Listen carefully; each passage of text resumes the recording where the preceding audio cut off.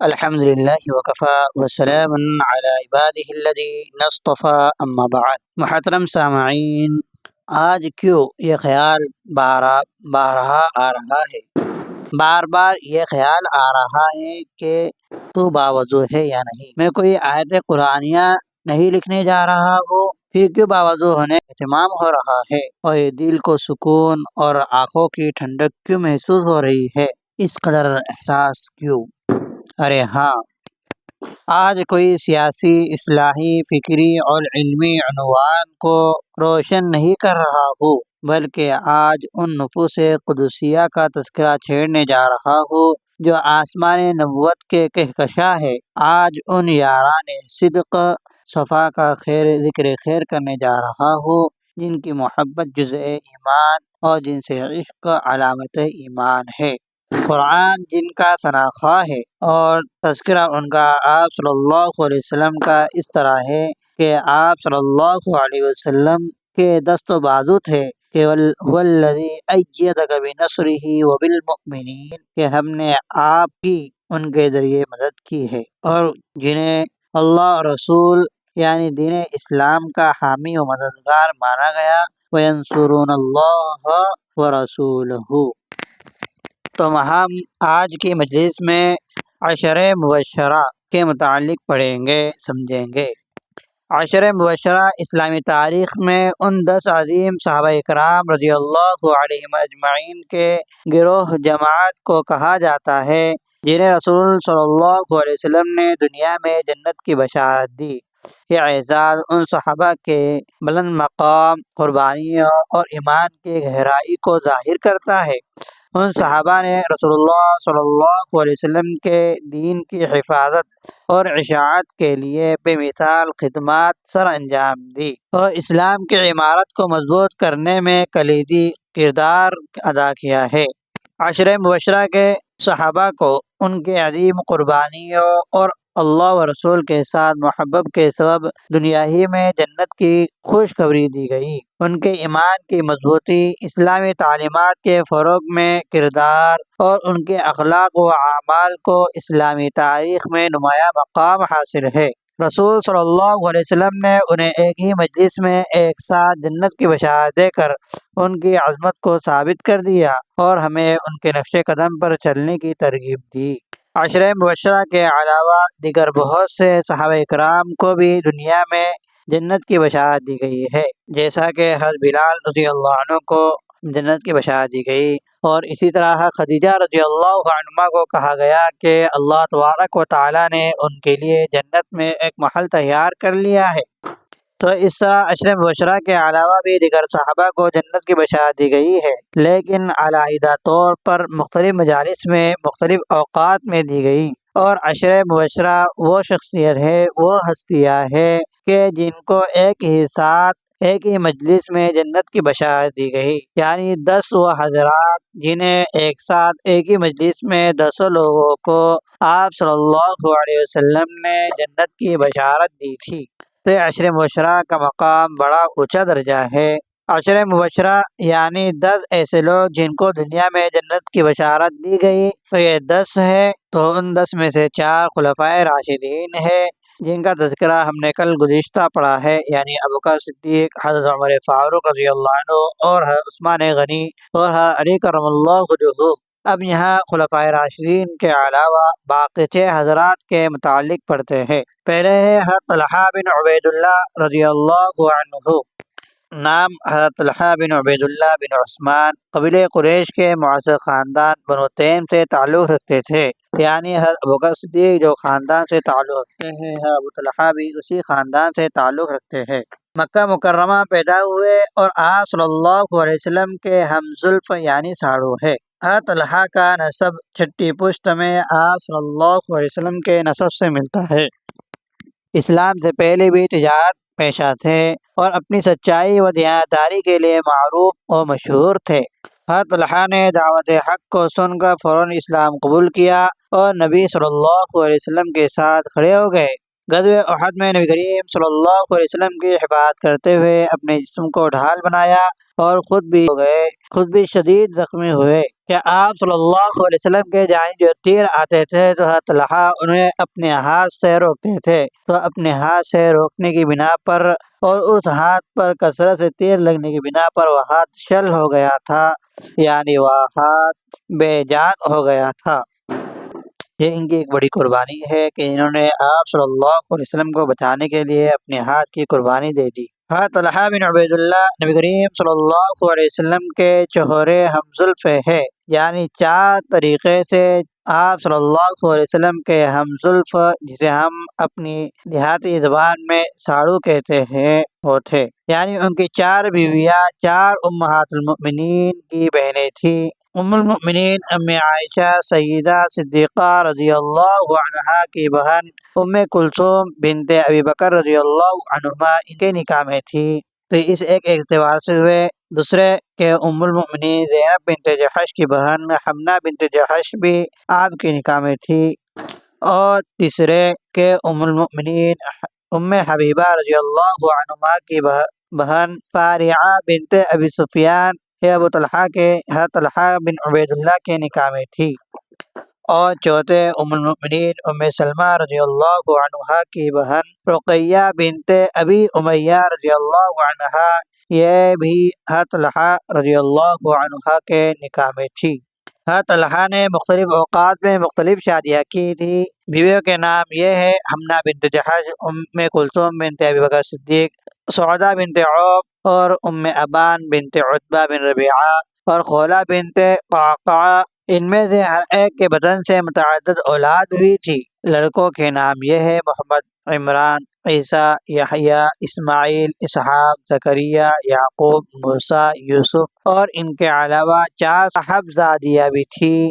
ان کے نام یہ ہے: ام اسحاق، عائشہ، صعبہ، مریم۔ جنگ جمل کے موقع پر حضرت طلحہ رضی اللہ عنہ شہید ہوئے، اور حضرت طلحہ رضی اللہ عنہ کی خصوصی فضیلت یہ تھی کہ رسول اللہ صلی اللہ علیہ وسلم نے ان کو طلحۃ الجود یعنی سخاوت کا لقب دیا تھا۔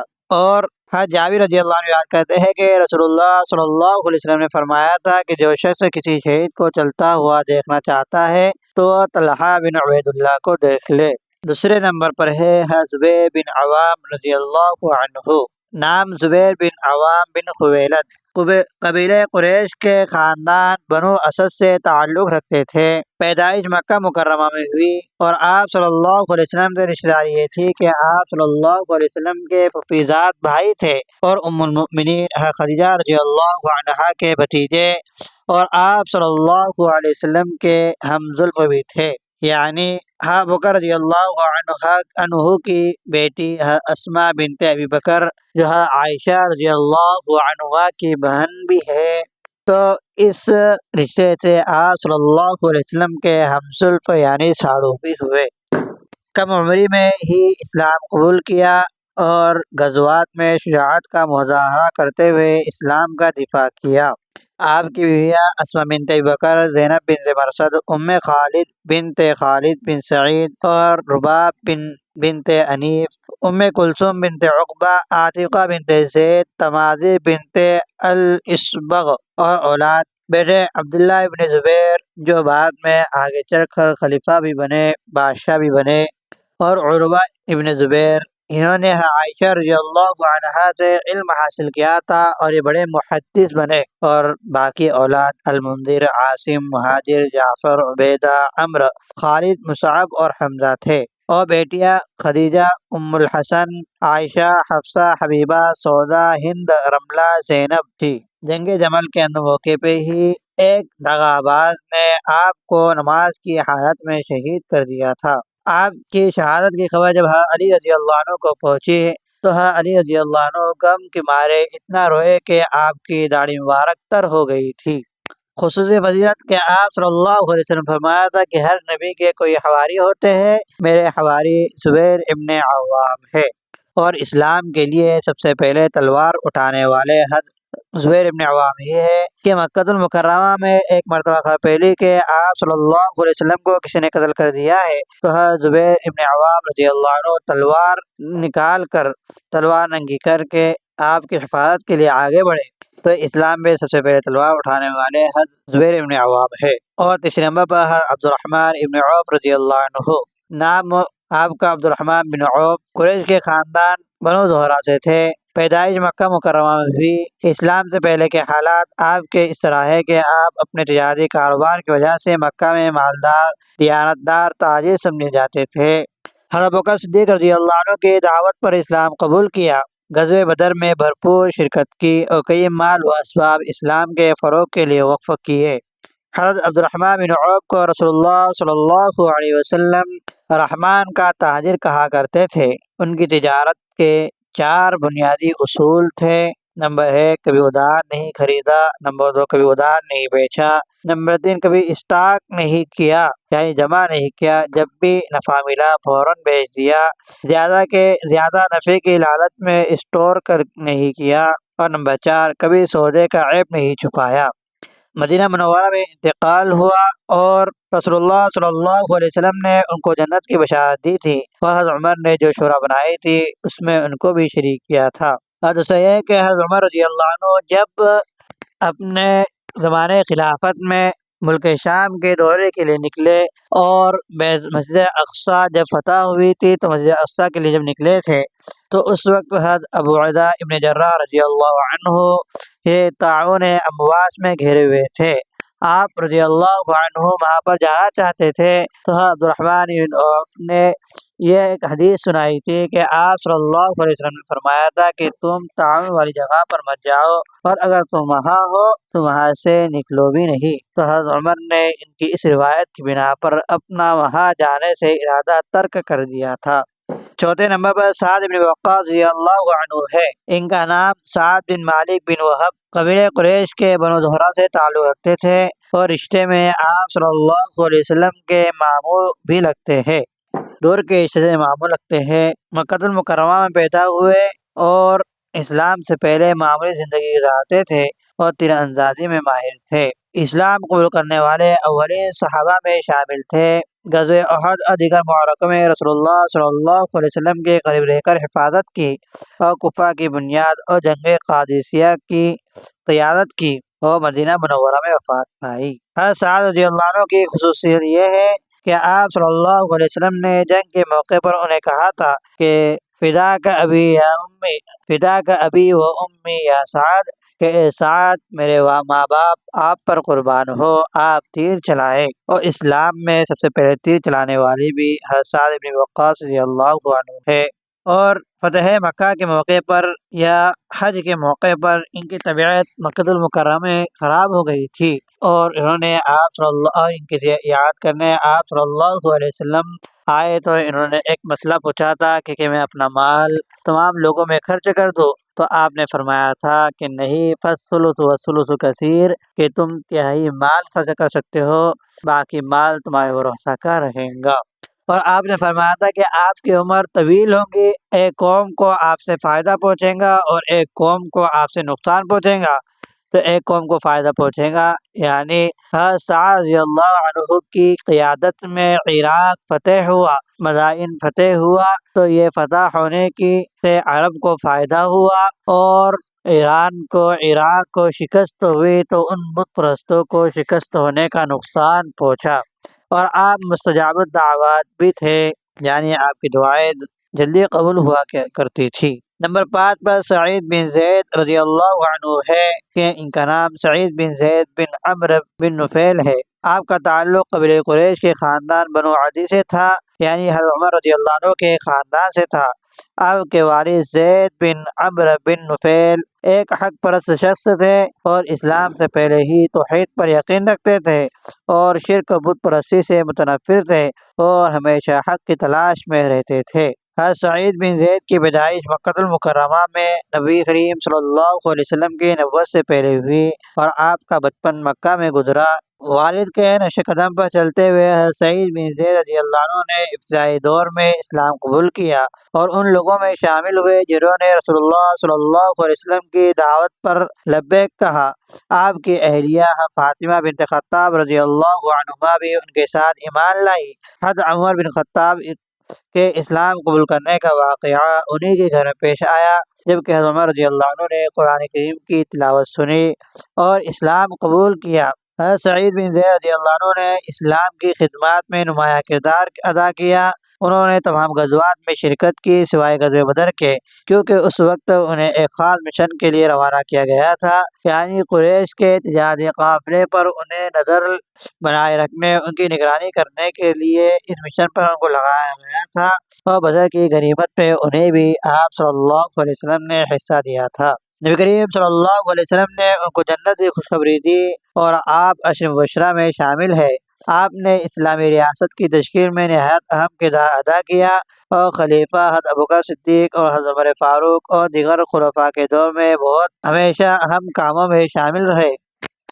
خصوصی فضیلت یہ ہے کہ آپ مستجاب الدعوت ہے، یعنی آپ کی دعا جلد قبول ہوتی تھی۔ کہ اس کا ایک واقعہ یہ ہے کہ آپ رضی اللہ عنہ ایک مرتبہ گھر میں داخل ہوئے تو گھر میں داخل ہوتے ہی بیوی نے کسی بڑی چیز کی فرمائش کر دی تو انہیں یہ لگ گیا کہ ہماری گھر والی کو کسی نے باتوں میں گمراہ کیا ہے اور فرمائش کرنے کا کہا ہے۔ تو انہوں نے کہا کہ انہوں نے اس وقت یہ کہا کہ اللہ تبارک و تعالی غارت کرے، نابینا کرے اس شخص کو جس نے ہمارے گھر کی عورتوں کو بگاڑا ہے۔ تو جو پڑوسی عورت آپ کی بیوی کے پاس آئی تھی اور آپ کی بیوی کے ذہن کو بدلا تھا، اس پڑوسی عورت کی آنکھیں چلی گئی تھی اور وہ مدینہ میں کہا کرتی تھی کہ مجھے سعید بن زید کی بددعا لگی ہے۔ اور سعید بن زید رضی اللہ عنہ کو رسول اللہ صلی اللہ علیہ وسلم نے دنیا ہی میں جنت کی بشارت دی اور ان کا شمار عشر مبشرہ میں ہوتا ہے۔ آپ کی خصوصیات میں تقوی، پرہیزگاری اور دین کے لیے اخلاص شامل ہے۔ حضرت سعید بن زید رضی اللہ عنہ کی اہلیہ حضرت عمر فاروق فاطمہ بنت خطاب رضی اللہ عنہا تھی جو عمر بن خطاب رضی اللہ عنہ کی بہن تھی۔ آپ کی اولاد میں کئی صاحبزادے اور صاحبزادیاں شامل تھے۔ حضرت سعید بن زید کی وفات سن ہجری 50 کے قریب ہوئی۔ آپ کی وفات کے بعد اہل مدینہ نے آپ کی خدمت کو یاد کیا۔ آپ کے جنازے میں کثیر تعداد میں لوگوں نے شرکت کی اور آپ جنت البقیع میں دفن کیے گئے۔ چھٹے نمبر پر ہے حضرت ابو عبیدہ ابن جراح رضی اللہ عنہ۔ ان کا نام عامر بن عبداللہ بن جراح ہے اور کنیت ابو عبیدہ ہے۔ آپ کا تعلق قبیلہ قریش کے خاندان بنو فہر سے تھا۔ آپ کی شخصیت میں سادگی، عاجزی اور بے مثال شجاعت شامل تھی۔ اسلام کے ابتدائی دنوں میں ہی حضرت ابوبکر صدیق رضی اللہ عنہ کی دعوت پر اسلام قبول کیا۔ حضرت ابو عبیدہ بن جراح رضی اللہ عنہ نے اسلامی غزوات میں بھرپور حصہ لیا اور اپنی بہادری کا لوہا منوایا۔